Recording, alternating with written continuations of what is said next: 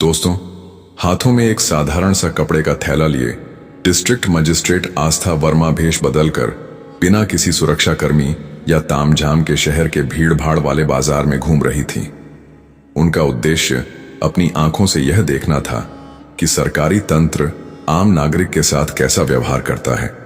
घूमते घूमते उनकी नजर एक पकड़ी के ठेले पर पड़ी। ठेले पर जगदीश नाम का एक अधेड़ उम्र का व्यक्ति तेजी से गर्मा गर्म पकौड़ियां तलकर ग्राहकों को दे रहा था।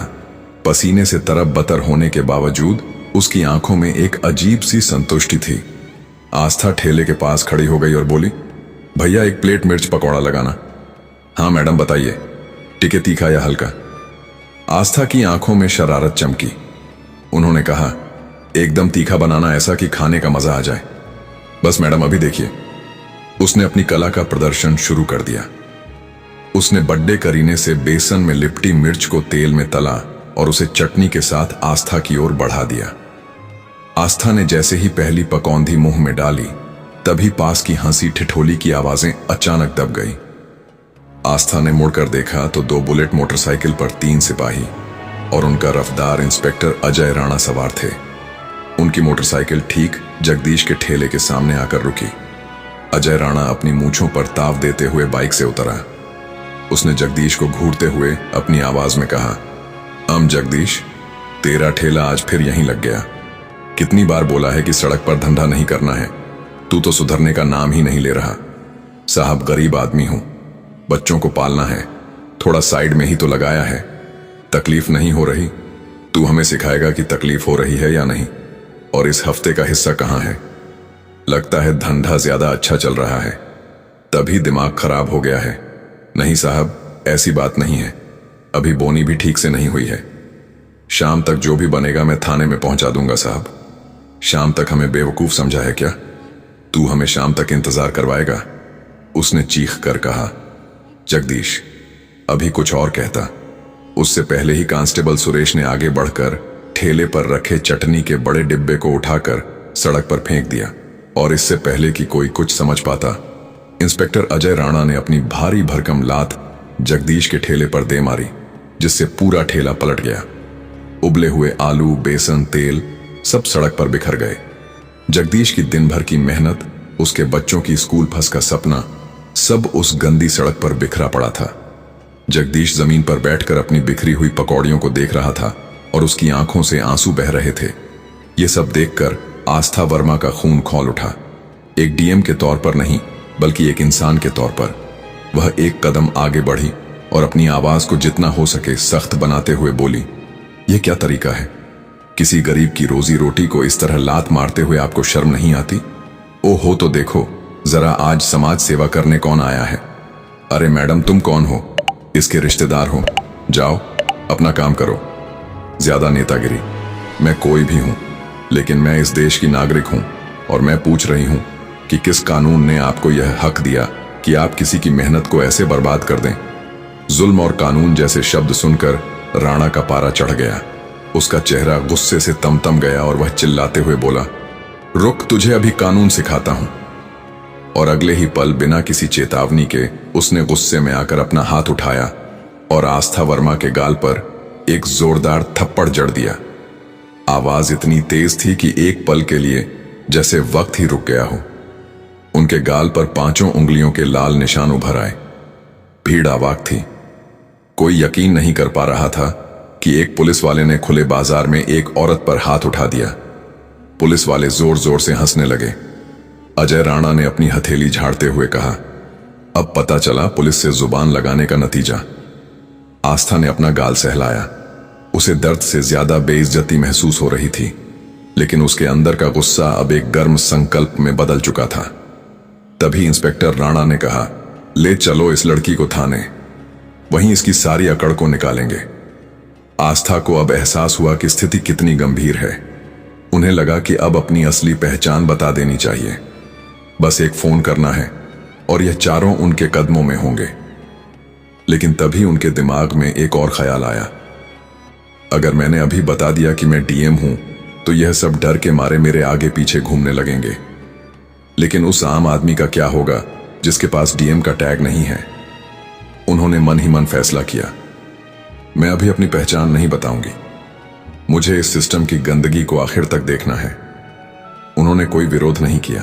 पुलिस वालों ने उन्हें जबरदस्ती घसीटते हुए गाड़ी में बिठाया और गाड़ी पुलिस स्टेशन की तरफ बढ़ गई। थाना पहुंचते ही आस्था को गाड़ी से लगभग घसीट कर उतारा गया। अजय राणा ने चिल्लाते हुए आदेश दिया, डालो इसे लॉकअप में। एक महिला कांस्टेबल मीरा ने आस्था को पकड़ा और उन्हें औरतों के लॉकअप की तरफ धकेल दिया और बाहर से लोहे का दरवाजा बंद कर दिया। लॉकअप के भीतर का माहौल किसी नर्क से कम नहीं था। गंदगी, बदबू और घुटन थी। वहां पहले से ही 2 और औरतें बैठी थीं, एक 40 की लक्ष्मी और दूसरी 24 की टीना। लक्ष्मी ने सहमी हुई आवाज में पूछा, बहन तुझे क्यों पकड़ा? क्या किया तूने? मैंने एक गरीब की मदद करने की गलती कर दी। गरीब?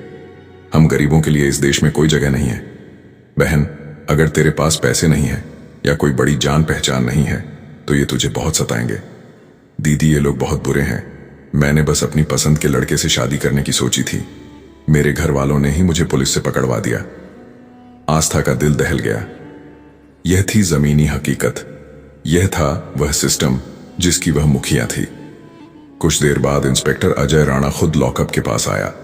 उसने लॉकअप की सलाखों से आस्था को घूरते हुए कहा, तो मैडम, समाज सुधारक कैसा लगा हमारा सरकारी मेहमान खाना? इंस्पेक्टर, तुमने अच्छा नहीं किया। तुमने अपनी वर्दी का अपमान किया है। वर्दी का पाठ मुझे मत पढ़ा। चुपचाप इस कागज पर साइन कर दे। इसमें लिखा है कि तूने सरकारी काम में बाधा डाली और नशे में धुत होकर हंगामा किया। मैं किसी झूठे कागज पर साइन नहीं करूंगी। मैंने कोई गलती नहीं की है। नहीं करेगी तब ठीक है, यहीं सड़ मच्छर काटेंगे तब अक्ल ठिकाने आएगी। दूसरा तरीका भी है हमारे पास। राणा को गुस्सा आ गया और वह चिल्लाया, सुरेश, इसे अंदर ले जाओ और इसे अच्छे से समझाओ कि पुलिस की बात ना मानने का अंजाम क्या होता है। 2 सिपाही लॉकअप के अंदर आए और आस्था के बालों को जोर से पकड़कर खींचा। आस्था दर्द से चिल्लाई, छोड़ दो मुझे, ये तुम गलत कर रहे हो। उन्होंने आस्था को जबरदस्ती घसीटते हुए लॉकअप से बाहर निकाला और एक छोटे अंधेरे कमरे में ले जाकर जमीन पर धक्का दे दिया। राणा कमरे में आया। उसके हाथ में एक लकड़ी की मोटी छड्डी थी। उसने डंडे को अपनी हथेली पर मारते हुए कहा, अब बता, साइन करती है या बताऊं वार्दी की ताकत? जो करना है करो, तुम्हें हर चोट की कीमत चुकानी पड़ेगी। मैंने कुछ गलत नहीं किया है। आप मुझे यहां बिना सबूत के नहीं रख सकते। मैं सच बता रही हूं। कौन लेगा हमसे हिसाब? तू एक सड़क छाप औरत लेगी। इतना कहकर उसने अपना डंडा हवा में उठाया। आस्था ने आंखें बंद कर लीं। उन्हें लगा कि अब अपनी पहचान बता देने का वक्त आ गया है, लेकिन तभी बाहर से किसी के तेज कदमों की आहट आई। दरवाजा जोर से खुला। एक एसीपी रैंक का दूसरा पुलिस अफसर अंदर आया और बोला, यहां क्या हो रहा है अजय राणा? ये औरत कौन है और ये शोर कैसा? सर, ये महिला बहुत अशिष्ट है, वहां सरकारी काम में दखल दे रही थी।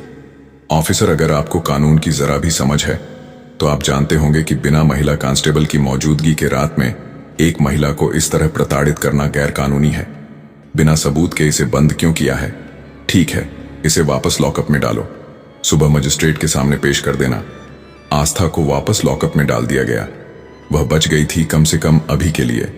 अगली सुबह जब सूरज की हल्की किरणें लॉकअप की छोटी सी खिड़की से अंदर आई तो आस्था के बदन में अकदन थी। गाल पर थप्पड़ का निशान अब नीला पड़ गया था। तभी इंस्पेक्टर राणा फिर से आया और घमंड से कहा, अबे आज तेरी किस्मत अच्छी है, चल तेरी जमानत हो गई। जमानत? मेरी जमानत किसने कराई? कोई पत्रकार है, कल रात का तमाशा किसी ने उसे बता दिया होगा। चल निकल यहां से। आस्था को लॉकअप से बाहर निकाला गया। बाहर वेटिंग एरिया में एक नौजवान लड़की रिपोर्टर प्रिया कैमरा लिए खड़ी थी। मीरा ने आस्था को देखते ही अपना कैमरा ऑन कर दिया। मैडम, आप पर क्या आरोप लगाया गया है? इससे पहले कि प्रिया अपना सवाल पूरा करती, कांस्टेबल सुरेश ने उसे धकेल दिया। इंस्पेक्टर राणा भी बाहर आ गया और बोला, चल बे औरत, निकल यहां से। जमानत मिल गई ना, अब ज्यादा तमाशा मत कर। आस्था वहीं खड़ी रही। उनकी नजरें थाने में इधर उधर घूम रही थीं। थोड़ी दूर पर एक बूढ़ी महिला रोती हुई गिड़गिड़ा रही थी, साहब मेरे बेटे को छोड़ दो, वह बेकसूर है। लेकिन वहां बैठा दरोगा उसे धमका रहा था। यह देखकर आस्था का सब्र का बांध टूट गया। बस बहुत हो गया। इंस्पेक्टर राणा ने आस्था को घूरते हुए कहा, खड़ी क्यों है, दफा हो जा। आस्था ने गहरी सांस ली। वह धीरे से इंस्पेक्टर राणा की तरफ मुड़ी। उनकी आवाज ठंडी, शांत लेकिन किसी स्टील की तरह सख्त थी। उन्होंने राणा को घूरते हुए कहा, इंस्पेक्टर अजय। राणा इंस्पेक्टर जो उसे दफा हो जा कहने वाला था, एक पल के लिए छिटक गया। इसे मेरा पूरा नाम कैसे पता? आस्था ने अपने सूट में से एक छोटा सा साधारण सा मोबाइल फोन निकाला। पुलिस वालों के चेहरे पीले पड़ गए। इंस्पेक्टर राणा चिल्लाया, अबे फोन छीन ले इसका। कांस्टेबल सुरेश जैसे ही आगे बढ़ा, आस्था ने अपनी उंगली उठाकर उसे रोक दिया। उनकी आवाज में अब वह अधिकार था जो एक आम औरत में नहीं हो सकता। वह बोली, अपनी जगह पर खड़े रहो। सुरेश के कदम वहीं जम गए। आस्था ने एक नंबर डायल किया। फोन स्पीकर पर था। घंटी बजी। वह कमिश्नर ऑफिस को फोन लगा रही थी। उन्होंने शांत आवाज में कहा, कमिश्नर साहब से बात कराई। कहिए। आस्था वर्मा लाइन पर हैं। रिसेप्शनिस्ट की आवाज घबराई हुई आई, जी मैडम, एक मिनट। कुछ ही सेकंड में फोन पर एक भारी आवाज आई, आस्था जी, आप सब ठीक हैं? आपने इस नंबर पर फोन किया? आस्था की नजरें अभी अजय राणा पर टिकी थीं, जो पसीने से तरबतर होकर कांप रहा था। आस्था ने कहा, नहीं सर, सब ठीक नहीं है। मैं इस वक्त शहर का नाम पुलिस स्टेशन में हूं। मैं यहां की मेहमान थी, रात भर आपके लॉकअप में गुजारी है। फोन के दूसरी तरफ सन्नाटा छा गया। कमिश्नर को लगा कि उन्होंने गलत सुना है। क्या आप लॉकअप में थी? मजाक कर रही हैं मैडम आप। तभी आस्था ने कहा, इंस्पेक्टर अजय राणा से पूछ लीजिए सर, उन्होंने कल रात मुझ पर हाथ भी उठाया था। मैं चाहूंगी कि आप तुरंत अपनी इंटरनल अफेयर्स की टीम के साथ यहां। जगदीश भी वहां खड़ा था, अपनी आंखों में आंसू लिए। आस्था सीधे जगदीश के पास गई। जगदीश उन्हें देखते ही हाथ जोड़ने लगा। आस्था ने उनके हाथ पकड़ लिए। जगदीश भाई, माफी तो मुझे मांगनी चाहिए। मेरे ही सिस्टम के लोगों ने आपकी रोजी रोटी छीनी। मैं वादा करती हूं, आपका ठेला आपको वापस मिलेगा और पूरे सम्मान के साथ आपको ऑफिशियल लाइसेंस भी दिलवाया जाएगा। आज से आपसे कोई हफ्ता नहीं मांगेगा। जगदीश रो पड़ा। मैडम, आप तो देवी हैं। मैं देवी नहीं, बस अपना फर्ज निभा रही हूं, आस्था ने कहा। फिर वह मीडिया की तरफ मुड़ी। उन्होंने कहा, आज जो हुआ वह शर्मनाक है, लेकिन यह एक शुरुआत भी है। मैं इस शहर के हर नागरिक को यह भरोसा दिलाना चाहती हूं कि कानून से ऊपर कोई नहीं है। अगर पुलिस जनता की रक्षक बनेगी तो हम उसे सलाम करेंगे, लेकिन अगर वह भक्षक बनेगी तो उसे बख्शा नहीं जाएगा। आस्था वर्मा अपनी सरकारी गाड़ी की तरफ बढ़ी। वह थकी हुई थी, उनके गाल पर दर्द था, लेकिन आज उनके दिल में एक गहरा सुकून था। यह लड़ाई लंबी थी। यह उस पूरे सिस्टम को बदलने की लड़ाई थी जिसकी जिम्मेदारी अब उनके कंधों पर थी, और वह इस जिम्मेदारी को निभाने के लिए पूरी तरह तैयार थी।